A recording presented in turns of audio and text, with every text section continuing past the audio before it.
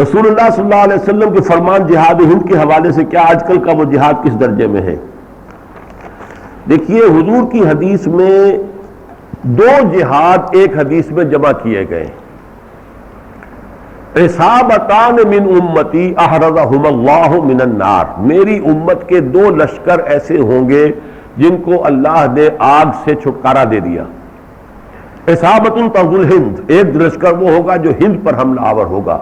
اور دوسرا لشکر وہ ہوگا کہ جو حضرت عیسیٰ کا ساتھ ہو کر اور دجال سے جنگ کرے گا۔ ایک حدیث میں ان دونوں کو جمع ہونے سے جو نتیجہ میں نکالتا ہوں وہ یہ کہ وہ اس وقت ہوگا کہ جب کہ کہیں اسلامی خلافت کا نظام قائم ہو کر پھر دائیں بائیں جو ہے اس کی توسیع کا مرحلہ آئے گا، جیسے کہ جزیرہ نماء عرب میں حضور صلی اللہ علیہ وسلم والذین معہ صحابہ کرام کی جد و جہد سے اور جہاد کے ان سارے مرحلوں سے گزر کے دین قائم ہو گیا، خلافت کا نظام برپا ہو گیا۔ اب وہاں سے فوجیں نکلی دائیں بائیں اور سیدھے شمال کی طرف، دائیں طرف عراق سے ہوتے ہوئے ایران اور دوسرے اور مشرق کی طرف، مغرب میں جو ہے شام سے ہوتے ہوئے مصر اور لیبیا اور بحر اوقیانوس تک، اور ایک شمال میں سیدھا جو ہے کوکیشیا کی طرف، یہ تین لشکر نکلے تھے۔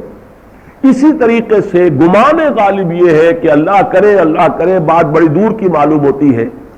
گمان یہ ہے کہ ہند پاکستان اور افغانستان دونوں متحد ہو کر ایک ملک بنیں گے انشاءاللہ، اور یہاں خلافت علی منہاج النبوہ کا نظام قائم ہوگا، پھر یہاں سے مشرق کی طرف ہندوستان اور یہیں سے پھر مغرب کی طرف وہ معاملہ ہو جائے گا جو حضور نے فرمایا کہ یخرج من خراسان رایات سود لا یردها شیء حتی تنصب بایلیا، خراسان کے علاقے سے وہ لشکر چلیں گے کہ جو سیاہ پرچم لے کر چلیں گے اور ان کا رخ کوئی موڑ نہیں سکے گا یہاں تک کہ وہ یروشلم میں جا کر دفن کر دیے جائیں۔ تو یروشلم کی بازیافت بھی پھر اسی وقت ہوگی، ہندوستان بھی دوبارہ فتح اسی وقت ہوگا، ورنہ ہندوستان پر تو غزوہ جو ہے وہ محمد بن قاسم نے بھی کیا تھا، پھر محمود غزنوی نے بھی، پھر غوری نے بھی، یہ تو مختلف غزوات ہوتے رہے ہیں۔ اسی طریقے سے پھر جو شاہ ولی اللہ کے زمانے میں احمد شاہ ابدالی آئے، یہ تو ہوئے، لیکن یہ ایک حدیث میں دونوں کو جمع کرنا جو ہے در حقیقت یہ اس آخری دور سے متعلق ہے، واللہ عالم۔